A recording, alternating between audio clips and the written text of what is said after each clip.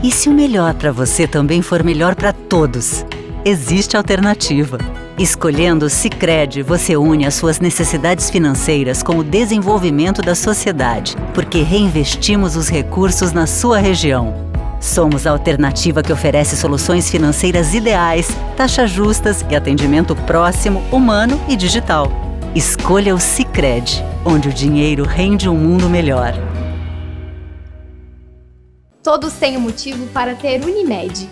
Para cuidar da saúde dos nossos funcionários, contamos sempre com o trabalho da Unimed. É segurança que você busca? Nos 50 anos da Unimed Erechim, você contrata um plano de saúde com 50% de desconto nas 5 primeiras mensalidades. Planos empresariais e familiares com abrangência regional sem taxa de inscrição. Unimed Erechim, cuidar de você, esse é o plano.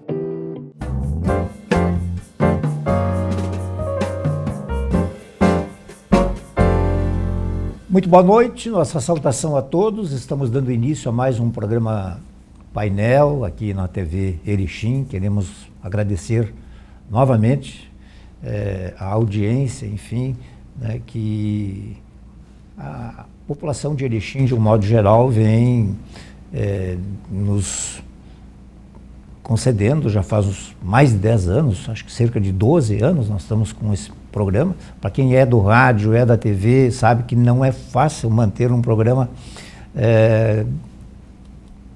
por tanto tempo de uma forma ininterrupta. Tu pode até parar, voltar depois, enfim, mas graças a Deus estamos conseguindo levar adiante.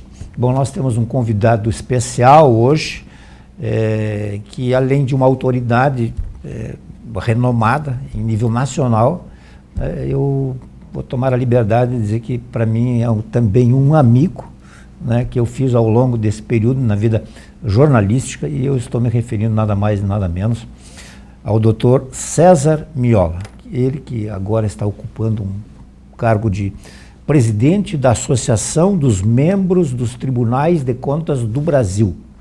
Ele passou um período razoável como presidente, como conselheiro do Tribunal de Contas do Estado do Rio Grande do Sul, e agora está na condição de presidente da Associação dos Membros dos Tribunais de Contas do Brasil. Dr. César Miola, que é da nossa região aqui de São João da Ortiga, pode explicar, detalhar mais um pouquinho depois. Quero dizer da minha alegria e sinta-se à vontade, como se estivesse em casa. Boa noite. Boa noite. Meus cumprimentos a você, José Odi, e aos telespectadores e às telespectadoras. Volto a Erechim com muita alegria. Quando me falaram desse convite para estar no programa, eu falei com a assessoria, vamos combinar para que eu possa participar. É um diálogo sempre muito agradável, de um lado, com uma pessoa que eu estimo e admiro, e também uma oportunidade para, com esse espaço que nós temos em ocasiões como essa, falar sobre temas como administração pública, controle externo, controle social, defesa do regime democrático, porque nós dos órgãos de controle, na medida em que exercemos o acompanhamento, a fiscalização da atividade administrativa, também incidimos em todo o espectro de atuação dos gestores, dos agentes públicos, e vemos o quão relevante é assegurar mecanismos de proteção do ambiente democrático através de uma administração pública proba, transparente e eficiente. Então, é nesse ambiente que nós nos situamos nos tribunais de contas do Brasil, e hoje, conforme você me lembrou e referiu aqui na fala inicial, eu estou presidindo a Associação Nacional dos Membros dos Tribunais de Contas, a ATRICOM, que é a entidade que congrega não apenas ministros, conselheiros, titulares e substitutos, mas representa os próprios 33 tribunais de contas que nós temos no Brasil. Bom, o painel tem um oferecimento da Unimed Erechim, Unimed, cuidar de você, esse é o plano, e também da Sicredi. Traga a sua poupança para a Sicredi e veja como é mais negócio poupar aqui. Sicredi, gente que coopera, cresce. Bom, o doutor César Miola esteve há poucos dias em Erechim, né, também onde houve um evento patrocinado, programado, né, pelo Tribunal de Contas do Estado do Rio Grande do Sul. né? A sua participação aqui, ela se deu mais por, digamos assim, pela saudade geográfica, então, assim, ou também foi importante o senhor participar, rever amigos, enfim, fazer a sua fala lá? Muito bem, eu diria que são todos esses aspectos reunidos. Eu, como você lembrou inicialmente, sou filho da região, nasci em São João da Ortiga, que à época era distrito do município de Paim Filho. Então tenho esses laços muito fortes, fiz o meu ensino fundamental lá em São João da Ortiga. Depois, no contexto histórico, nós não tínhamos escola de ensino médio ainda no município e eu precisei então, junto com tantas outras pessoas da minha geração e da própria família, procurar um outro espaço, uma outra cidade. Então fui fazer o curso técnico em agropecuária na Escola Agrotécnica Federal do Sertão, hoje o Instituto Federal de Educação.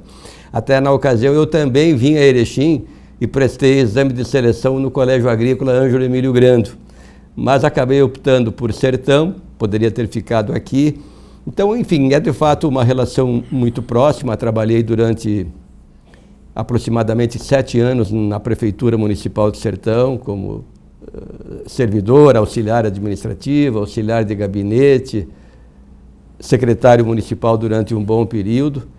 E depois, quando São João da Ortiga se emancipou, estou aqui pedindo licença para fazer essa breve digressão. Perfeitamente, à vontade. Eu acabei, então, assumindo lá uma função de assessoramento jurídico, depois como procurador do município, porque tudo estava por ser feito. Era uma comuna recém-instalada e num momento histórico muito significativo. É importante falar sobre isso, porque janeiro de 1989, quando houve a instalação de mais de 80 novos municípios no Rio Grande do Sul, nós estávamos também recém-saído do período de promulgação da atual Constituição, em 5 de outubro de 1988.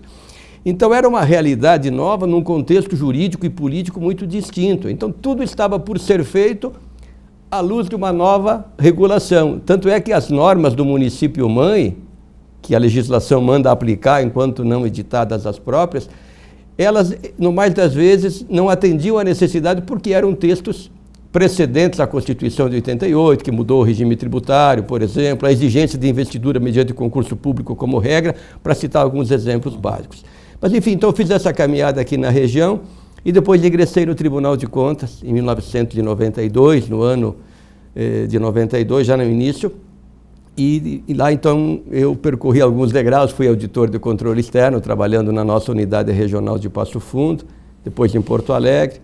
Fui membro do Ministério Público de Contas. Mas o senhor ingressou no tribunal, desculpe lhe apartar aqui, como um funcionário de carreira, então. Sim, né? Porque nós temos hoje, os conselheiros do tribunal são alguns indicados, enfim, e tal, mas o senhor fez concurso, enfim.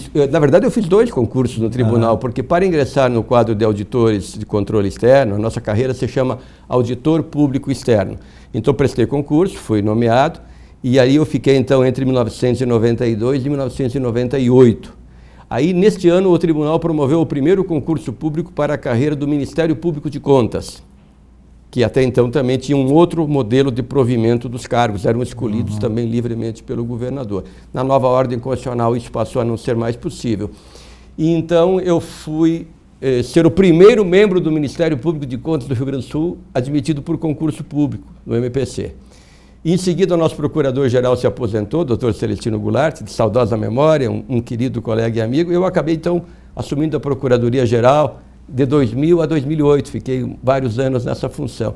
E em 2008, então, quando houve a vacância do espaço reservado ao Ministério Público, foi elaborada a lista e eu, então, fui escolhido para compor o Tribunal Pleno, que é integrado por 7 conselheiros, até aproveitar para esclarecer isso para as pessoas que nos acompanham. Os Tribunais de Contas brasileiros, exceto o TCU, que tem 9 membros, 9 ministros, os TCEs e os TCM são integrados por 7 conselheiros. 4 são escolhidos pelo Poder Legislativo, não é? E 3 pelo governador, mas o governador tem uma livre escolha, as outras 2 são vinculadas à carreira de auditor substituto de conselheiro do tribunal e à carreira do Ministério Público de Contas. Nós temos 33 tribunais do Brasil, como eu disse, e alguém poderá perguntar, mas nós temos 26 estados, o Distrito Federal e o TCU, isso soma 28. Acontece que São Paulo e Rio de Janeiro, as capitais, tem um TCM, um Tribunal de Contas específico para aquela cidade, para aquele município, essas cidades que eu mencionei. E temos 3 estados da federação que têm 2 tribunais de contas, um fiscalizando a administração estadual exclusivamente, e o outro o conjunto dos municípios daquele estado, que são então Bahia, Goiás e Pará. Então, essa é uma síntese, assim conversávamos um pouco fora do ar, prestando aqui uma informação para as pessoas que nos acompanham dessa caminhada. E mais recentemente, então, em fevereiro, eu tomei posse presidindo a nossa Associação Nacional, que ela faz, eu dizia inicialmente, não só a representação dos membros, mas tem uma atuação institucional muito importante.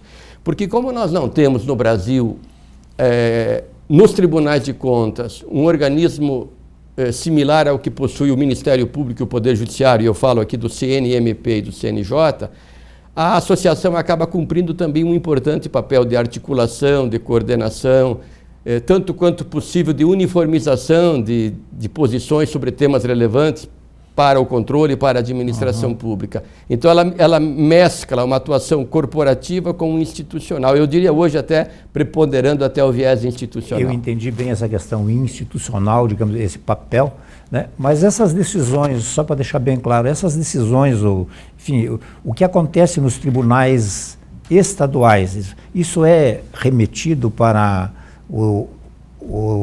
para a associação lá, ou vocês não examinam questões de Estado, assim? Nós não temos nenhum papel revisional, digamos assim, não. O que nós fazemos é exatamente trabalhar na articulação, na construção de eixos comuns que ajudem os tribunais de contas. Temos mais entidades no sistema, por exemplo, o Instituto Rui Barbosa é uma outra entidade integrada pelos tribunais de contas exclusivamente, que cuida da produção de conhecimento, estudos, pesquisas para o aperfeiçoamento, para a melhoria do controle externo. Agora, com base nas nossas assessorias, na equipe da própria Atricom, nós verificamos as posições dos tribunais, acompanhamos, não interferindo evidentemente, porque há uma autonomia plena.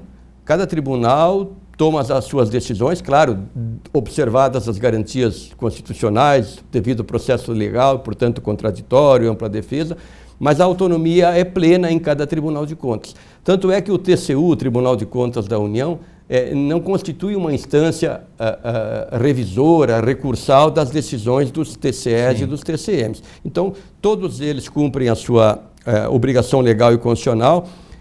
As decisões dos tribunais de contas, elas não podem ser revisadas no seu mérito pelo Poder Judiciário. É claro, se houver uma infringência, por exemplo, ao direito de defesa, a Justiça, evidentemente, assegurará que se cumpra a garantia constitucional básica. Mas quanto ao mérito da análise das contas, por exemplo, os tribunais de contas emitem parecer nas contas dos prefeitos, que depois as câmaras de vereadores julgam, ou julgam as contas dos dirigentes das autarquias, fundações, economias mistas, empresas públicas, consórcios, as próprias câmaras de vereadores, os seus presidentes têm as contas julgadas pelos tribunais. Essas decisões, elas não são submetidas a um novo julgamento pelo Poder Judiciário, salvo, claro, alguma nulidade, porque aí a Constituição assegura a mais ampla defesa. Dentro dessa questão institucional, me parece, eu fui ler algumas coisinhas rapidamente ontem, e eu vi ali que o senhor é um homem preocupado, um homem do Tribunal de Contas, da associação agora, presidente dela, que tem uma preocupação, digamos, especial com a questão educacional e também com a questão social. Eu acho que isso está dentro desse olhar institucional, né? Gostaria que o senhor abrisse um pouquinho mais o que é que o tribunal, o que que a associação dos membros dos tribunais de contas do Brasil pode fazer e contribuir, né? Eu mais ou menos imagino, mas eu gostaria que o senhor abrisse um pouco mais, contribuir para que a gente possa melhorar nesta área. Olha, você agora tocou num assunto que de fato me é muito caro. É um tema que me sensibiliza bastante e que talvez tenha um pouco a ver com essa trajetória que eu muito rapidamente apresentei aqui. Eu sou muito grato, sou muito reverente, muito reconhecido às oportunidades que a escola pública me ofereceu. E nós estamos conversando hoje aqui neste momento, e as pessoas que estão podendo me ver têm essa condição agora, porque eu brinco fazendo uma espécie assim, de jogo de palavras com os versos de Carlos Drummond de Andrade, No meu caminho havia uma escola pública no meu caminho. Não fosse essas oportunidades, talvez tivesse tomado um rumo muito diferente. É claro que, cumprindo as minhas atribuições antes como servidor municipal, secretário, procurador, no tribunal como auditor de controle externo, procurador, conselheiro, eu daria a execução, do ponto de vista legal, formal, as minhas atribuições, fazendo aquilo que estritamente a norma jurídica me impõe. Mas eu defini uma obrigação, digamos assim, aí conjugando a atuação institucional com o entendimento, com a dedicação de natureza pessoal a essa agenda, a essa política pública que é a da educação. Porque eu tenho convicção absoluta de que a transformação, que as janelas que podem ser abertas para grande parte da população só podem, digamos, ser evidenciadas, ser encontradas na educação. Educação pública, sem desconsiderar que ela é também reservada à iniciativa privada, a Constituição diz isso, mas quem precisa da escola pública? Normalmente são os mais necessitados, são os mais vulneráveis, que se não tiverem essa oportunidade, ficarão para trás no jargão que a gente costuma utilizar. Então, a escola é o espaço para a diminuição das desigualdades graves vividas no país e para o estabelecimento de oportunidades. Então, é dentro desse contexto que eu tenho, de fato, me dedicado muito, vinha fazendo isso na minha atuação no Tribunal de Contas, lá quando o presidente tive a oportunidade de fazer várias, digamos assim, movimentações, desenvolver vários projetos com o Conselho, com o corpo técnico nessa seara. Agora, mais recentemente, desde 2016 até o final do ano passado, eu presidi o Comitê Técnico Nacional da Educação dos Tribunais de Contas, no Instituto Rui Barbosa, e ali nos dedicamos muito. Durante a pandemia, foi um trabalho muito intenso feito pelos Tribunais de Contas com o apoio do Comitê da Educação e da Atricom, para nós ajudarmos os tribunais a ajudarem os estados e municípios no enfrentamento da crise, porque surgiram problemas de todas as ordens. No começo, lá em março, abril de 2020, quando tudo era inquietação, era temor, havia contratos por serem executados. Por exemplo, a alimentação escolar que fora contratada, transporte escolar, criou-se um ambiente de grande insegurança jurídica e nós precisávamos passar orientação aos técnicos, aos prefeitos, aos secretários de educação, procuramos colaborar muito com isso, chamamos a atenção para um problema que acabou se consolidando de uma maneira talvez pior do que se poderia imaginar. A pandemia produziu, claro, hoje quase 700 mil mortes e não há nada mais relevante do que a vida, mas deixando de lado, e não diminuindo, por óbvio, mas olhando numa outra dimensão dos impactos da pandemia, a educação foi gravemente afetada. O Unicef divulgou com o SEMPEC, no final de 2020, um estudo indicando que 5 milhões de crianças e adolescentes no Brasil não tiveram acesso a qualquer conteúdo durante a pandemia.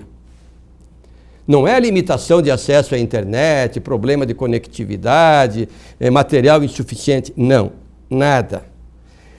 Isso está fazendo com que agora, nas avaliações que vêm sendo realizadas, as chamadas avaliações diagnósticas, elas estão mostrando o quê?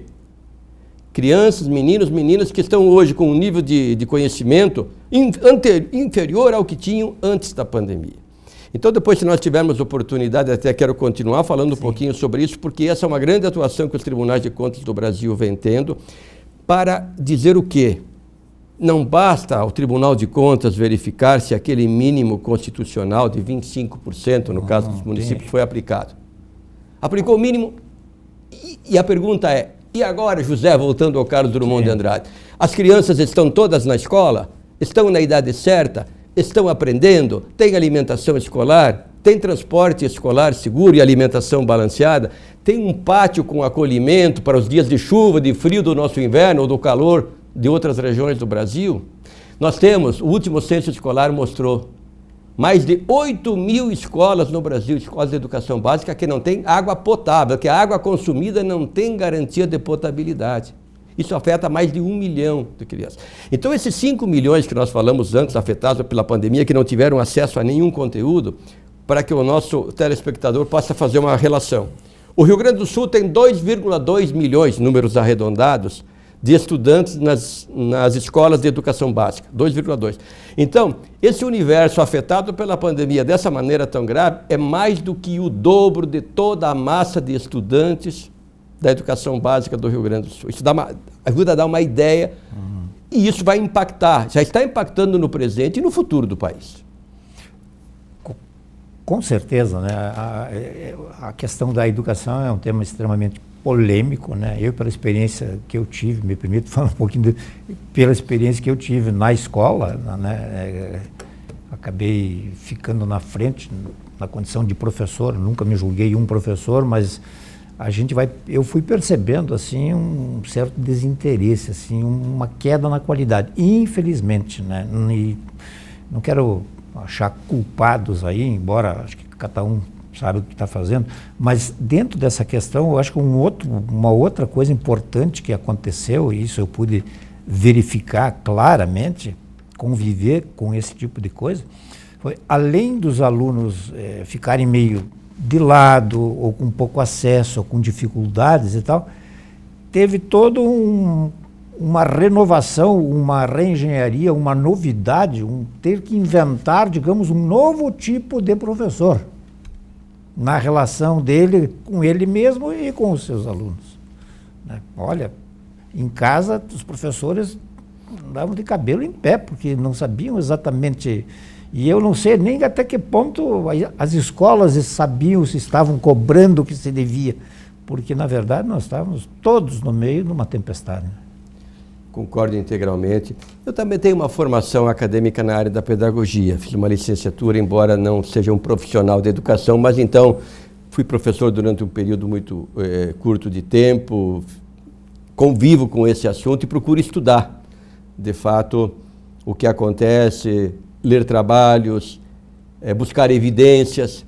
Então isso tudo eu compreendo, sobretudo naqueles primeiros momentos. Ficou claro que nós tínhamos déficits na preparação dos profissionais da educação, tínhamos falta de equipamentos adequados e quando havia equipamentos nem sempre os professores estavam preparados, treinados para exercer essa missão. Tudo isso é verdadeiro, mas veio a evidenciar exatamente essa pandemia problemas que nós poderíamos, em certa medida, ter equacionado ao longo do tempo. Por exemplo, o Plano Nacional de Educação, que é de 2014 ainda, em vigor até 2024, já tinha lá metas e estratégias prevendo fornecimento, a necessidade de dotar as escolas de equipamento, de instalações, e evidentemente as famílias precisam ter acesso, porque não basta a escola ter, se o estudante não tem conexão, né? Muitas vezes a gente ouvia relatos de que o menino ou a menina utilizava o celular do pai ou da mãe enquanto no horário da refeição e tal, porque ele precisava, o pai e a mãe, daquele smartphone, por exemplo, para trabalhar. Quando tinha isso à disposição,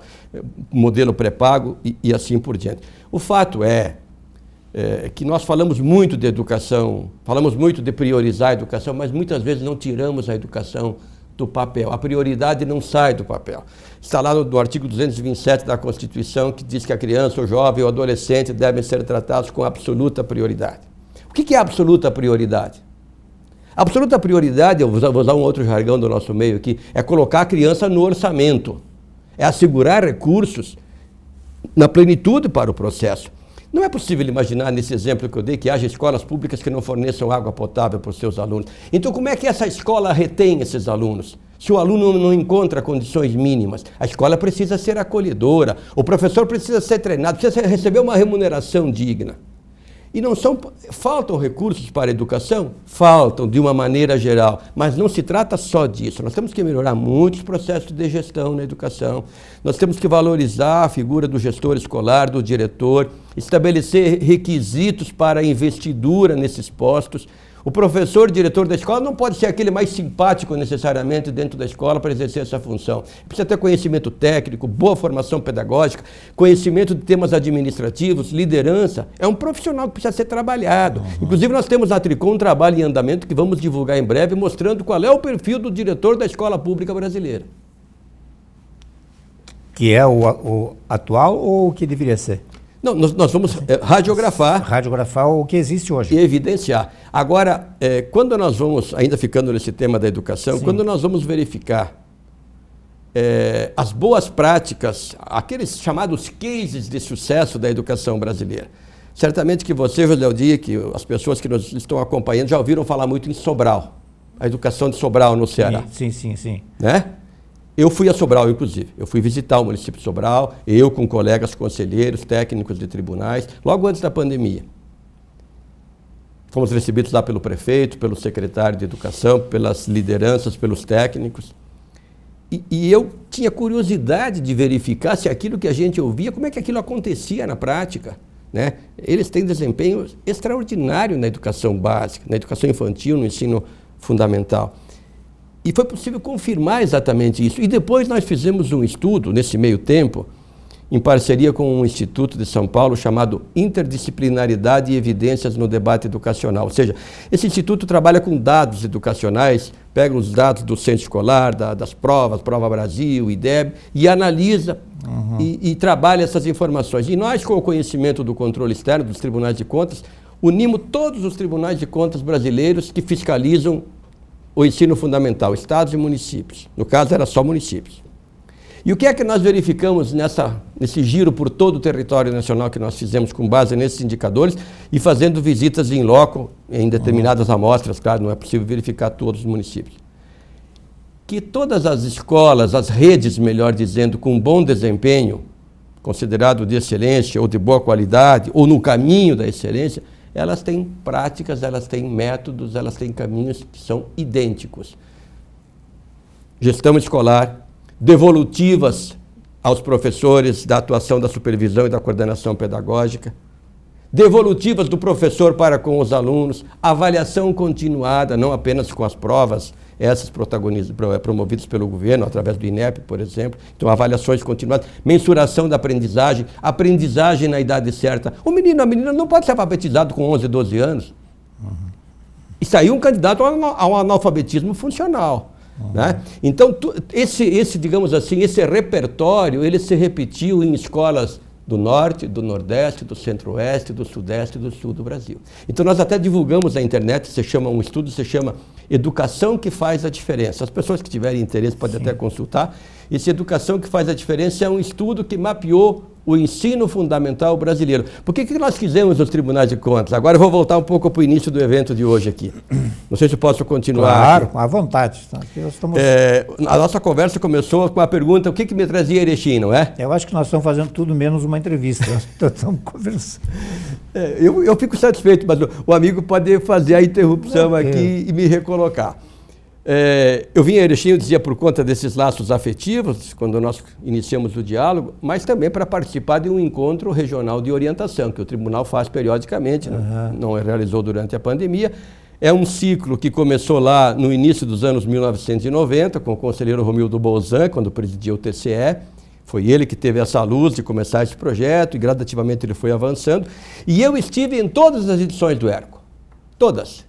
Porque ou como servidor municipal, ou como auditor, procurador, conselheiro, eu sempre participo de pelo menos algumas visitas regionais. E essa atividade nossa, técnica, a gente tem procurado fiscalizar, e é nosso dever, e não há possibilidade do Tribunal de Contas deixar de fiscalizar e de controlar, esse é o nosso papel. Claro. Mas nós podemos orientar, podemos e devemos, temos conhecimento e experiência. E essa orientação, no caso desse trabalho, chamado Educação que Faz a Diferença, foi porque nós queríamos dizer para os gestores públicos e para a sociedade que nós podemos colaborar mostrando o que se faz de bom e de bem na educação brasileira. Há uma frase que eu tenho atribuído ao economista Ricardo Paes de Barros, ela não é minha, infelizmente eu gostaria de ter criado essa frase, ela não é minha, acho que é dele. Devo ter ouvido dele numa palestra, que diz o seguinte: nós sabemos fazer educação de qualidade no Brasil. Está provado. Esses cases, caso de Sobral, Salgueiro, lá em Pernambuco, com relação ao ensino médio. Eu vou fazer uma referência depois sobre Pernambuco. Temos Pernambuco, temos um exemplo de educação pública de qualidade, está em Teresina, no Piauí. São estados que têm uma renda per capita bem menor, inclusive, que a nossa. Diz ele, nós sabemos fazer educação de qualidade. O que nós não sabemos, talvez, é copiar o que é bem feito. Aí vem a outra frase, que acho que é dele também. Vamos só cometer erros inéditos. Ou seja, aquilo que já foi bem feito e que foi testado e comprovado e que tem evidências, e há evidências, nós temos que aproveitar. É a famosa não reinventar a roda. Né? Então, há boas práticas. Às vezes o pessoal vai buscar em Singapura e na Coreia do Sul os exemplos. Está bem, eles são notáveis nisso. Agora, nós somos muito maiores, muito mais complexos e temos muito mais problemas históricos de financiamento que esses países. Outra coisa, o Brasil ainda hoje tem 11 milhões de analfabetos adultos. É a população do estado do Rio Grande do Sul, 11 milhões de pessoas. E temos agora um universo muito grande de crianças analfabetas, na faixa aí de 6, 7 anos, mais da metade delas não sabe ler e escrever. É preocupante. Se me permite, eu li há poucos dias num jornal dominical de São Paulo uma matéria especial sobre a educação e alguns estados aonde a educação dá certo. Né? Então cita ali Ceará, Piauí, se eu não me engano, a Paraíba e Pernambuco. Né? E aí eles pegam exemplos que, com aulas em tempo integral, na escola pública, né? Aqui sem política, nada, nós estamos falando sobre educação para dar certo, eles conseguiram lá diminuir em 50%, não sei se fecha ou não fecha, mas em cerca de 50% os índices de criminalidade. Isso mesmo. Né? Então isso tem um reflexo sobre o social. Quem não convive com isso aí não sabe o que isso representa. Né? Exatamente. É uma matéria bem recente. Né? Então, assim, é estudar para o cara poder ser alguém, se virar, ter uma família, enfim, ganhar o seu próprio pão um dia aí, ou mais do que, né, mais facilmente, enfim, mas né, todos são dignos, mas também tem o reflexo social, que esse é fundamental, né? De se saber ler, ver uma placa, né? Eu nunca me esqueço que uma vez um professor me disse uma coisa que me chocou. Foi num curso em Passo Fundo e ele disse assim: a gente critica aquele gurizinho, aquele menino, aquele rapaz, aquela menina que sai lá do bairro X, que enfrenta N dificuldades, porque ele quebrou um telefone público, né? Claro que está errado em danificar um telefone público, né?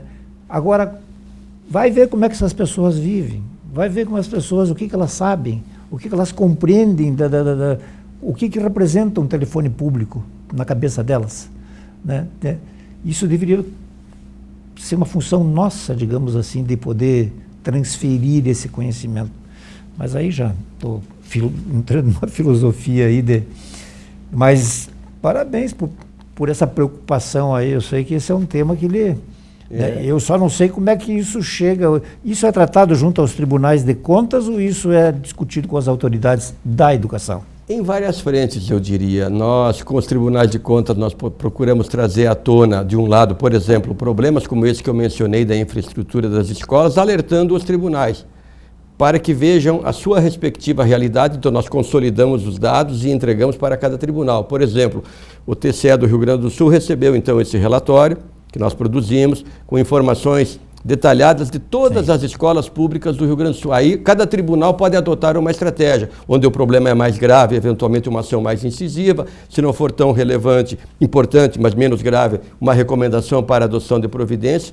Nós temos hoje um projeto que foi fruto de uma parceria, por exemplo, com o Ministério Público do Estado de Alagoas, chamado Sede de Aprender, através do qual nós queremos, nesse esforço comum ao longo deste ano, garantir que essas mais de 8 mil escolas que eu mencionei que não têm água potável passem a ter acesso à água potável. Mas esse é um número extraordinário. Assustador. Assustador. Assustador.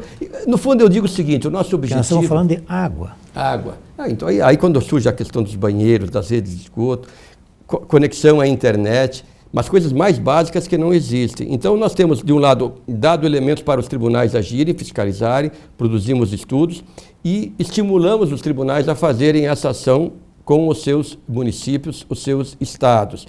E além disso participamos de uma série de fóruns. Nós temos um projeto hoje chamado GAEP Brasil, que é um gabinete onde estão ali representantes do Poder Judiciário, do Ministério Público, da Defensoria Pública, da Comissão de Educação da Câmara dos Deputados, do Conselho Nacional de Educação, as nossas entidades dos Tribunais de Contas, onde fazemos discussões, suscitamos problemas, acompanhamos muito a votação, por exemplo, da PEC que redundou na Emenda Constitucional 108, que é a emenda do Fundeb, O Fundeb é um grande instrumento de redistribuição de recursos, porque às vezes se faz uma comparação assim, José, sobre os investimentos que o Brasil faz em educação em relação ao PIB, e se compara que o Brasil investe, comparativamente com os países da OCDE, percentuais mais ou menos parecidos. Sim. Mas aí surgem algumas questões que precisam ser ponderadas. E aqui eu me louvo de um professor de São Paulo, o professor José Marcelino, que ele diz o seguinte: nós não investimos percentual do PIB na educação, nós investimos dinheiro. Se o PIB é baixo e a população é alta, o PIB per capita vai ser baixo. Então, se compara com a Alemanha, né? O percentual de investimento do Brasil em educação em relação ao PIB é parecido com o da Alemanha. Só que o PIB da Alemanha é mais do que o dobro do nosso, a população da Alemanha é por volta de 1/3 da nossa, o índice de analfabetismo adulto deles é inferior a 0,5%, e eles não têm déficits históricos a serem preenchidos. Então, precisamos melhorar a aplicação do dinheiro. E o Fundeb, eu dizia, ele ajuda a redistribuir. Porque, eu não sei se as pessoas que estão nos ouvindo agora todas sabem, às vezes as pessoas pensam que o Fundeb é um dinheiro que vem da União para os estados e municípios. A União participa, mas muito pouco do Fundeb. Agora, gradativamente vai aumentar por conta da nova emenda. Mas até há pouco tempo atrás, até o advento dessa emenda, a participação da União não chegava a 10% no total da massa de recursos. Quem aporta dinheiro para o Fundeb? Os estados e os municípios. E tudo fica dentro do mesmo estado. Então, são basicamente 20% do ICMS, do Fundo de Participação dos Municípios e de outras receitas que formam um bolo, e esse bolo é redistribuído de acordo com o número de alunos matriculados na educação infantil, no ensino fundamental, no médio, EJA e assim por diante. Então, aqueles municípios que têm uma receita elevada, porque tem uma cota de ICM significativa, um município muito industrializado, mas que tem poucos alunos, acaba ajudando indiretamente a financiar aqueles municípios mais pobres. Aqui no Rio Grande do Sul, vou dar um exemplo de Alvorada, município da Grande Porto Alegre, com muitas carências. Alvorada, eu não tenho dados atualizados, mas aproximadamente 1/4 da sua receita é incrementada com recursos do Fundeb. E com isso, então, pode ajudar a diminuir essas desigualdades.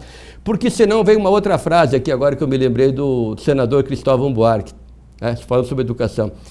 Mais ou menos assim, que o destino da criança no Brasil está selado pelo CEP ou pelo CPF. O CEP é onde ele nasce. Então, se ele nasce num município rico, desenvolvido, ele provavelmente vai encontrar uma escola pública melhor. Se ele nasce num município muito pobre, vai enfrentar essa dificuldade. Aí o Fundeb tenta diminuir um pouco esse fosso, esse abismo. E o CPF que ele fala é a renda familiar. Quer dizer, se a família tem condições, ela vai em busca de uma escola privada, de boa qualidade, coisa que a família pobre não tem. E aí tem o problema da educação infantil, que é muito importante. Vou tentar parar por aqui para não monopolizar. A educação infantil é um problema muito sério no Brasil hoje, e as famílias que mais precisam, da creche e da pré-escola, não têm tido acesso muitas vezes. Nós falamos, nós não, o doutor César Miola discorreu praticamente 2 blocos aí sobre a questão da educação, que no meu entender o senhor usou como uma janela e tal, eu seguidamente abro espaços muito para isso e falo que talvez seja a única porta mais segura, assim, realmente segura para aquele que não teve a sorte de nascer num berço mais aquinhoado, então ele vai ter que estudar. Ele vai ter que estudar. Talvez o filho do rico possa se dar o luxo de estudar menos, mas o filho do pobre, se ele quiser, eu acho que, imagino, todo mundo quer ter uma vida melhor, né? Ninguém está pregando capitalismo ou aqui, ou o contrário, é uma questão de nós temos uma vida só e se a gente puder viver ela da melhor forma, melhor, porque também vai vir os filhos depois, né? Então, mas o que assusta também, só para encerrar, é quem tiver alguma dúvida para justificar esses 2 blocos que o Dr. César dedicou ao ensino, à educação, vai ver os números do PISA, que o Brasil participa, acho que desde 1992, uma coisa assim, né, que era como é que era o nome do ministro da Educação, aquela época do Fernando Henrique Cardoso? Paulo Renato, falecido já, né? Eu até li a respeito, ele dizia, acho que o presidente disse, mas Paulo, nós vamos aparecer em último. Aí eles dizem, bom, mas aí a menos a gente sabe que está em último, aí depois nós vamos vendo se vamos avançando ou não.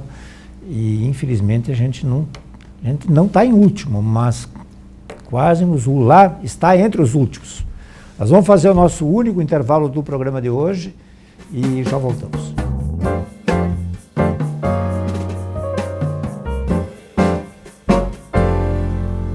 Todos têm um motivo para ter Unimed.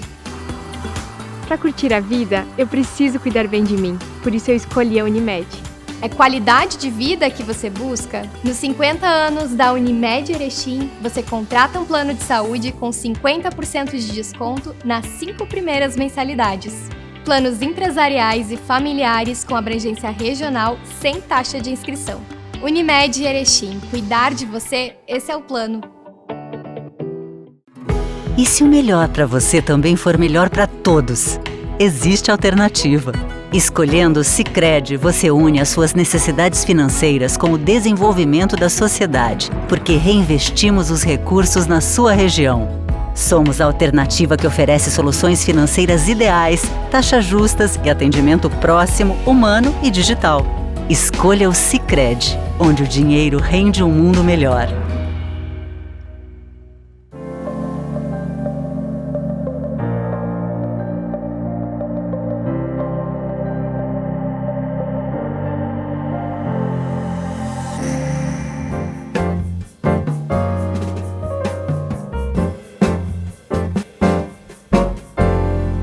Muito bem, nós estamos de volta hoje, prazerosamente recebendo aqui o Dr. César Miola, que é presidente da Associação dos Membros dos Tribunais de Contas do Brasil, a Atricom. A Atricom dispõe de uma sede, de um local para se reunir. Como é que ela funciona? O senhor está mais em Porto Alegre, ou São Paulo, Brasília, como é que funciona? A Atricom tem sede em Brasília, tem instalações próprias lá, não muito amplas, mas suficientes para as suas necessidades. Quando nós precisamos de espaços maiores, contamos com a parceria dos próprios tribunais de contas nos estados. No caso lá do Distrito Federal tem o próprio TCDF, não é? E o Tribunal de Contas da União. Eu me mantenho vinculado ao TCE do Rio Grande do Sul, sou ouvidor, inclusive, do TCE nesse biênio, mas estou, por conta dessa atuação, então, associativa, com base na Lei Orgânica da Magistratura, que se aplica ao nosso caso, afastado da função judicante para uma dedicação, nesse particular, exclusiva às atividades do âmbito da associação, com os seus projetos. Tem um que está em andamento agora mesmo, que é o chamado Marco de Medição de Desempenho.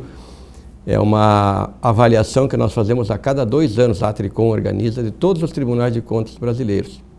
Então, são quase 500 itens de controle que envolvem, por exemplo, corregedoria, ouvidoria, lei de acesso à informação, controle interno e todo o leque de atuação do tribunal na chamada área fim, controle das políticas públicas de educação, saúde, segurança, fiscalização de obras públicas, controle da receita, porque a gente tem muito. Eu tinha um antigo chefe no próprio Tribunal de Contas que dizia, olha, nós do tribunal temos muito cacuete para olhar a despesa, mas nem sempre olhamos tanto a receita.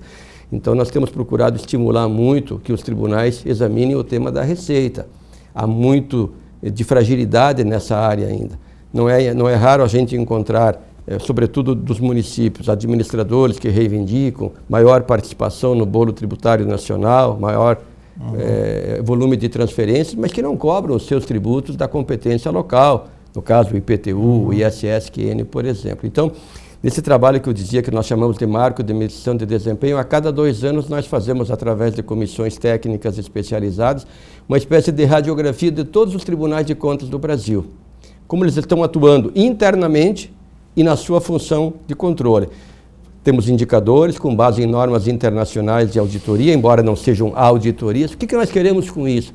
Nós queremos avaliar o trabalho dos tribunais de contas, entregar os relatórios a eles e estimulando que adotem as medidas necessárias. Olha, por hipótese, esse tribunal aqui precisa aperfeiçoar a fiscalização da receita.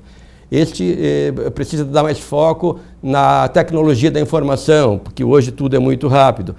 E contratamos, no período do meu antecessor, o conselheiro Fábio Nogueira, da Paraíba, que é um importante líder do controle externo, contratou uma consultoria externa que faz a análise do nosso trabalho e certifica, inclusive, com base na norma internacional. Então, isso nos dá a tranquilidade de que é um trabalho com, digamos assim, o olhar externo e que tem ajudado muito. Começamos em 2013 com o chamado Marco de Medição de Desempenho. Essa é uma ação importante.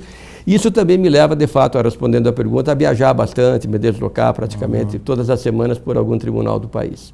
Sem dúvida. Doutor César, como é que nós vivemos num país que tem várias definições populares? Digamos, o Brasil não é um país sério, o Brasil é o país do jeitinho, o Brasil todo mundo quer levar vantagem, não são só os homens políticos que exercem cargos, enfim, e tal, não vamos entrar aqui. É a população em geral, se puder furar a fila, fura, se puder não sei o quê, essa coisa toda aí, que a população, é difícil mensurar isso, enfim. Como é que é, digamos, para alguém que lida nesta área, assim, como é que é estar dentro de um tribunal de contas, lidar, digamos, com um perfil do brasileiro?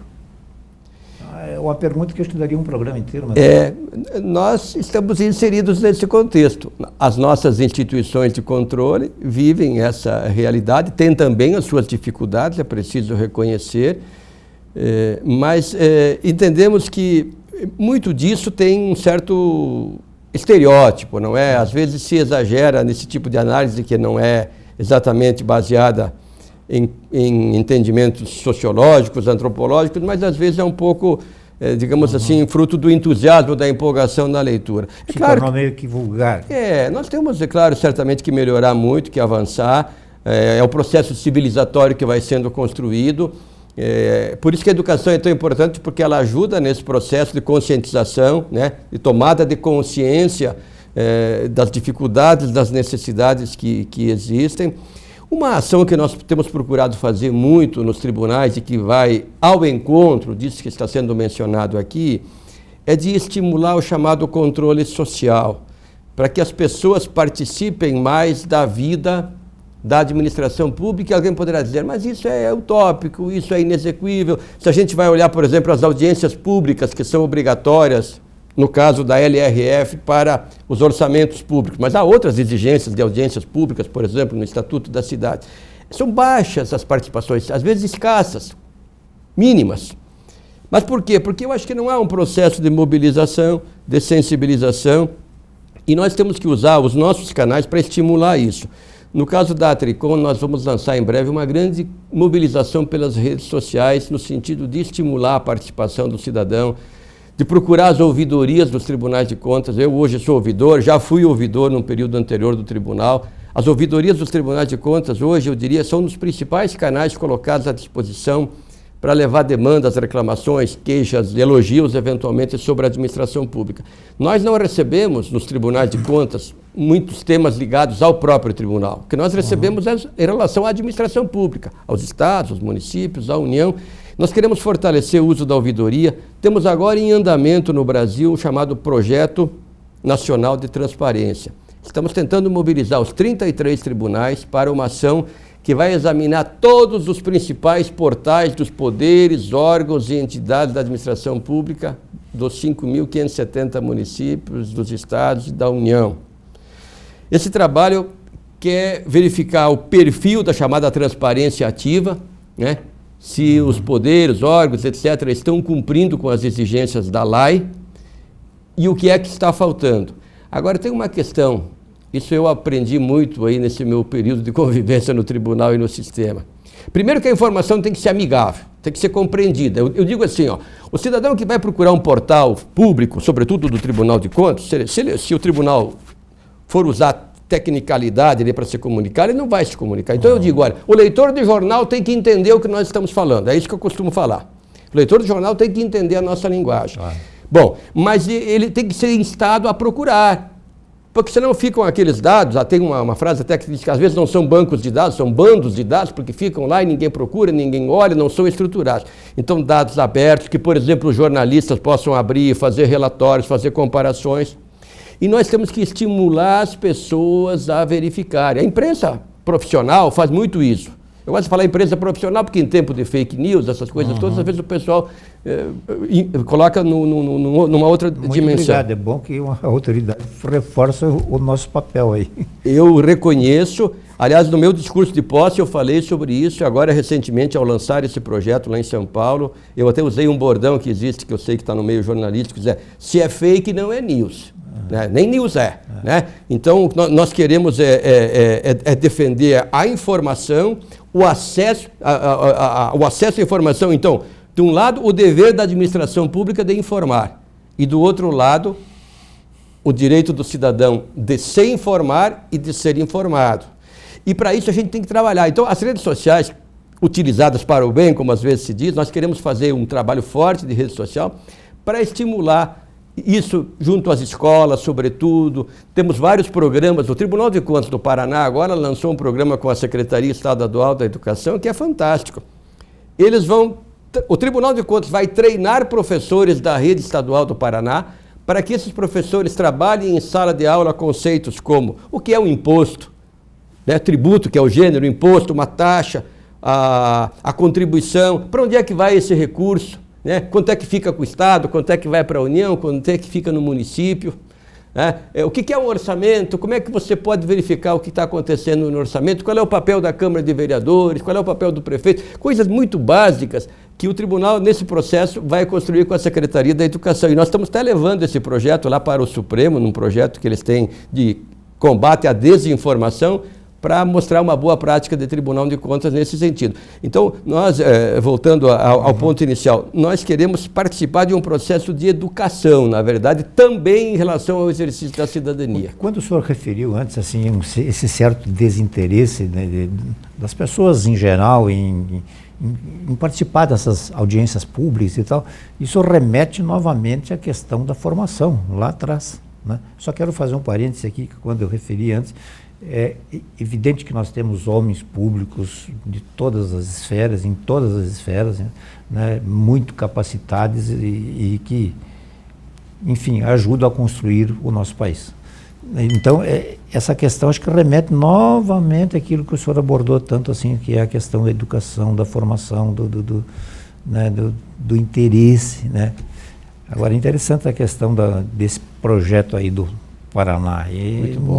Muito bom. Esse pode ser levado porque né, nós da imprensa às vezes não sabemos o que é isso, o que é aquilo, o que é não sei o quê, porque a gente não tem cadeiras específicas para... Nós estamos lançando na Tricom em breve, através das redes sociais, uma espécie de glossário, assim, com informações bem básicas, para o cidadão entender e ajudar a participar. Eu quero me associar a essa observação que fizeste agora.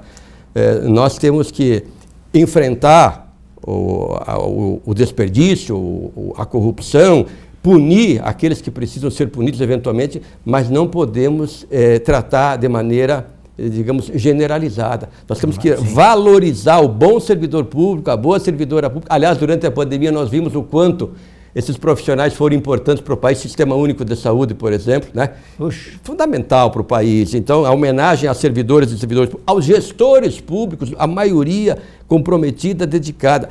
E nós temos que valorizar a política também. Não pense que esse meu viés mais técnico, por ter essa caminhada, desconsidera a importância da política. Não, é pela política que nós vamos fazer a transformação, não é? Então nós temos que defender a política, e defender a política é defender a democracia. Então é muito importante pontuar isso para que fique muito registrado mesmo. Exatamente. Bom, nós temos 2 minutos e meio ainda. Eu gostaria de agradecer imensamente de ter o senhor mais uma vez presente aqui no programa Painel, cumprimentá-lo pela posse e tenho certeza que a Tricom está em muitas boas mãos, em mãos acima de tudo, além de experientes, pela experiência que o senhor contou tudo, pela história de vida que o senhor teve, né? E para mim isso conta muito, assim, né? Acho que juntando as peças, o dia a dia, na sua cabeça o senhor vai juntando isso. Olha, eu aprendi em Sertão, não sei o que, lá em São João da Ortiga, em Porto Alegre, aquele caso, isso vai somando, é um somatório todo, né? Mas acima de tudo, o senhor, eu acho que é uma pessoa, passa essa imagem, uma pessoa bem intencionada, uma pessoa de bem. E eu acho que nós estamos precisando muito de pessoas de bem. O senhor tem 1 minuto e 40 para poder encerrar, então. Muito obrigado. Eu agradeço pelo convite, foi uma satisfação estar aqui, já que falo para Erechim e região, quero colocar aqui a nossa unidade regional do Tribunal de Contas à disposição, não apenas dos gestores públicos, dos vereadores. Aliás, o papel do vereador, uma outra ocasião vamos falar sobre a importância de um papel mais ativo, mais fiscalizador, mais colaborativo, inclusive, porque eu acho que é uma figura transcendental para a política, para a democracia, o vereador, que merece todo o nosso respeito e valorização do seu trabalho. Então, que estão não apenas gestores, vereadores, gestores públicos de uma maneira geral, mas que a comunidade de Erechim, da região, conte com o nosso Serviço Regional de Auditoria, que tem já aqui uma tradição de quase 30 anos trabalhando na região e que possa contar com essa aproximação do Tribunal de Contas, não apenas no seu papel fiscalizador, mas como um orientador. Nós queremos ser aliados do bom gestor, da boa governança, fazer as melhores entregas à população para que o cidadão identifique, eu costumo dizer, no Tribunal de Contas, um ator imprescindível para a garantia da boa gestão, da boa administração dos recursos públicos. Esse é o nosso objetivo. Quando a gente fala na missão das organizações, né, e na visão, a nossa visão é exatamente ser identificados como importantes, como essenciais, eu diria, para o processo democrático e para a boa gestão. Doutor César Miola, mais uma vez, muito obrigado. O senhor sempre é uma pessoa muito bem-vinda aqui ao programa Painel, à TV Erechim. Eu gostaria de enviar um grande abraço, já que falamos de educação muito, me lembrei aqui do meu professor José Carlos Generali. Foi um professor que eu tive lá no Mantovani há muitos anos. A sua esposa Ângela, muito obrigado pelos ensinamentos de física, que eu não era bom nisso, mas especialmente pelos ensinamentos de conduta e postura que o senhor transferiu, ao menos para mim, e eu sei que para muita gente. Uma boa noite e até a próxima.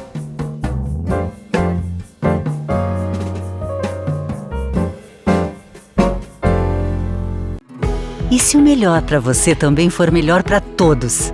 Existe alternativa. Escolhendo o Sicredi, você une as suas necessidades financeiras com o desenvolvimento da sociedade, porque reinvestimos os recursos na sua região.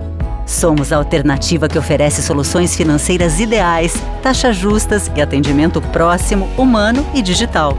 Escolha o Sicredi, onde o dinheiro rende um mundo melhor.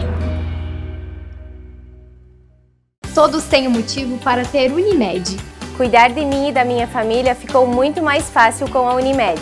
É tranquilidade que você busca? Nos 50 anos da Unimed Erechim, você contrata um plano de saúde com 50% de desconto nas 5 primeiras mensalidades.